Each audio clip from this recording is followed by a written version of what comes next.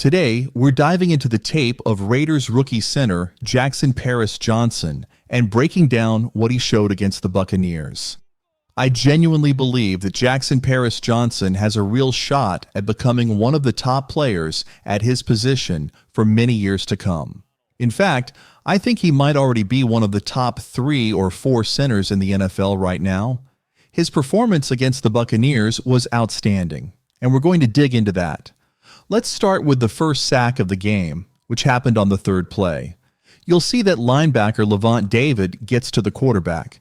Now, some people have said Jackson Paris-Johnson should have done more to stop this. But here's the thing. Sometimes the defense runs a specific blitz or pressure that's tough to stop.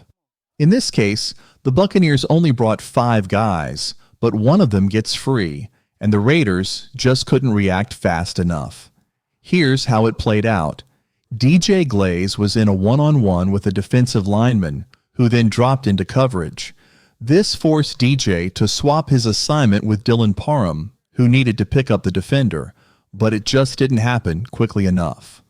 Meanwhile, Paris-Johnson was also getting some pressure from his opponent, who pinned his arm and didn't let him get off the block.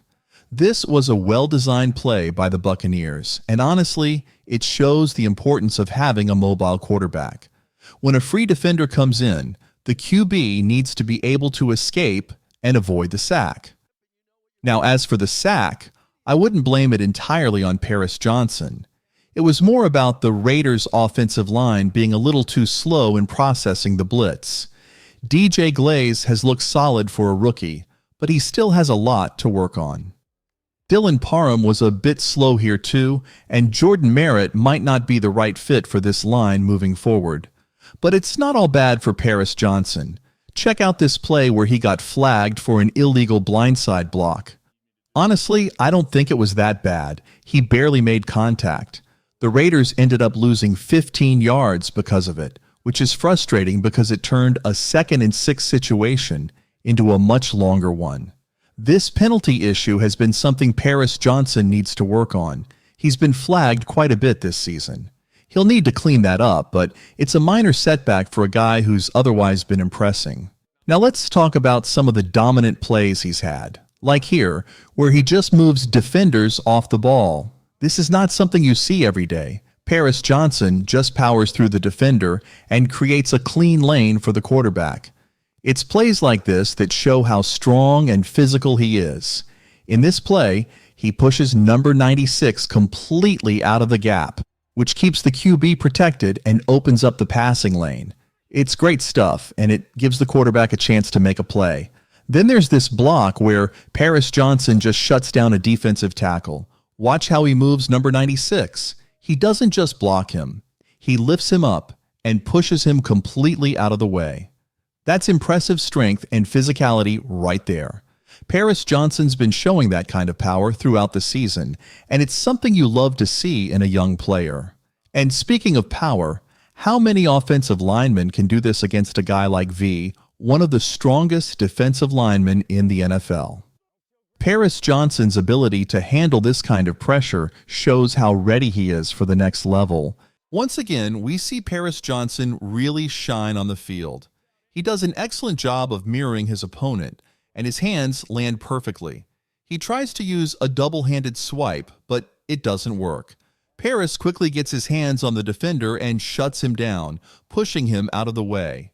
That's a fantastic play by Paris-Johnson. Now check out this linebacker. As soon as Paris makes contact, you can see how much he moves him. Sure, it's a linebacker, but the way he moves him is truly impressive. Don't underestimate Paris-Johnson's strength and toughness. He keeps his feet moving and looks to push defenders around. Let's not forget that one of the Raiders' biggest challenges early in the season was their inability to move players off the ball. For example, look at Dylan Parham. He tries to seal off number 50, but honestly, number 50 stands his ground. Still, Dylan does his best to block him, making sure he can't make the play. But Paris-Johnson takes it a step further. He can move defenders 6, 7, 8, or even 10 yards off the line, creating a wider gap for the running back. In one play, Sincere McCormick picks up almost 30 yards on a crucial 3rd and 1. That's a great job by Paris. Here's another example of his physicality. Watch as he quickly teams up with a guard to take on number 90.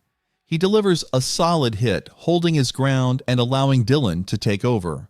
When Paris releases, you can see the impact of that hit. It's impressive. I've heard that people in the NFL are talking about Paris Johnson. Some say he plays a bit too aggressively and might get flagged for unnecessary penalties. I'm not sure if leading with the helmet is illegal, but Paris does it often. It's something to keep in mind as we move forward. Personally, I love his physical style of play. Just look at this next play.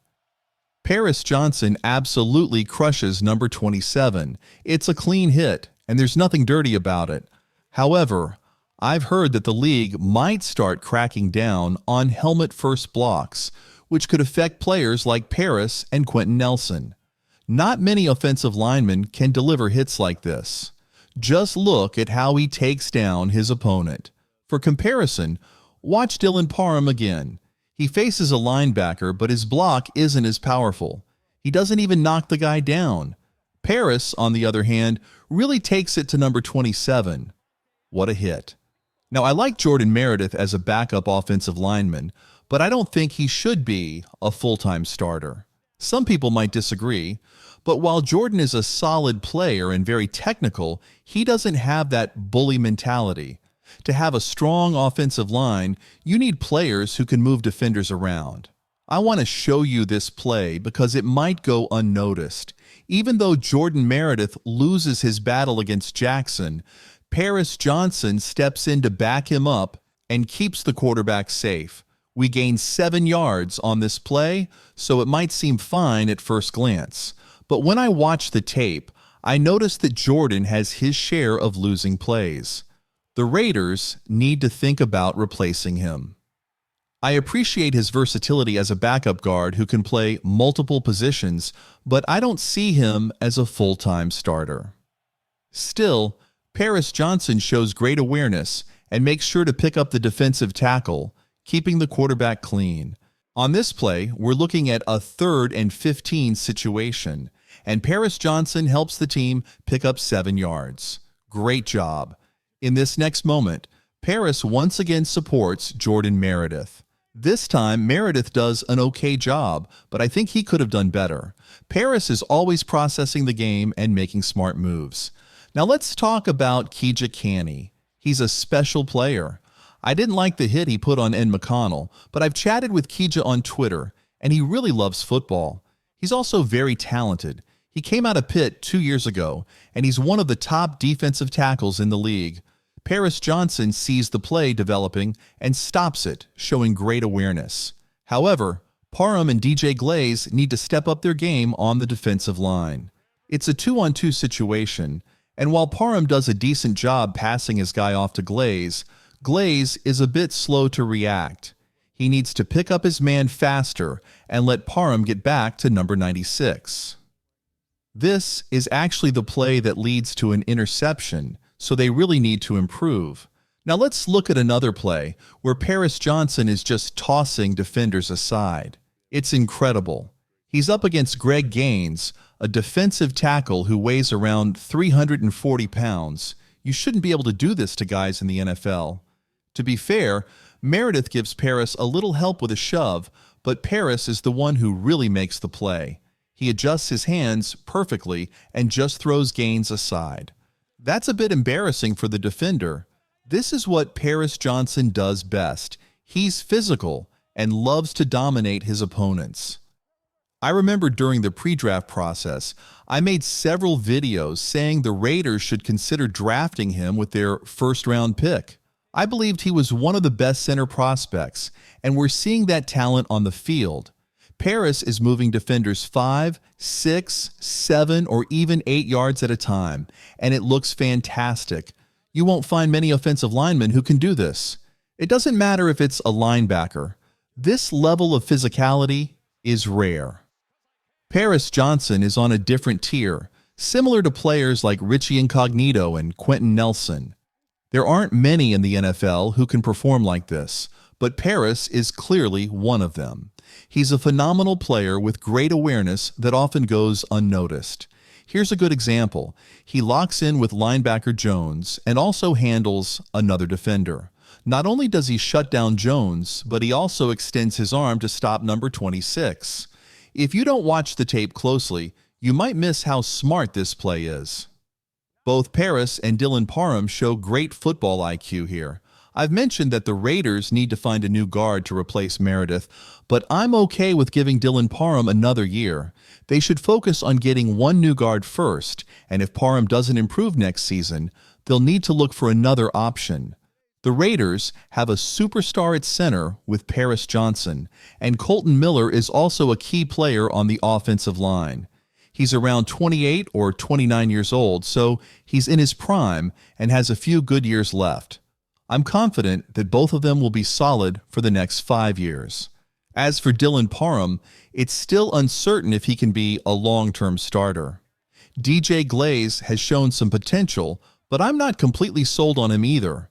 The Raiders need to figure out their offensive line situation, and I think both of them deserve another year to prove themselves. When it comes to the tackle position, it's definitely more challenging than playing guard. I believe if DJ Glaze moves inside, he could be a really solid guard. There's a lot of potential in him. As for Dylan Parham, we'll see how things play out. It's going to be an interesting season ahead because these 5 players should have been the starting unit from the beginning. They've been playing together for about 3 to 4 weeks now, and our offensive line looks the best it has all season. These guys are doing a great job of protecting the quarterback and keeping him clean. The communication on the line has improved a lot too. However, I have to say that Jordan Meredith isn't really a people mover. You can see in some plays, like this one, where he gets overpowered, especially against a guy like Vita Vea. But I'm confident that if Paris Johnson faced off against Vea or Kija Canny one-on-one, he would hold his own and shut them down. That's just not really Jordan's style. He's not going to overpower many of the top players in the league. Overall, I think the Raiders have a solid offensive line, and while we should keep looking for ways to improve, we definitely have a standout player in Paris Johnson. I hope you enjoyed this video. It's one of those types we don't do too often anymore, mainly because many of these videos get demonetized, and this year has been particularly tough. But I hope you learned something new today. If you did, consider subscribing, and I'll see you next time with another video.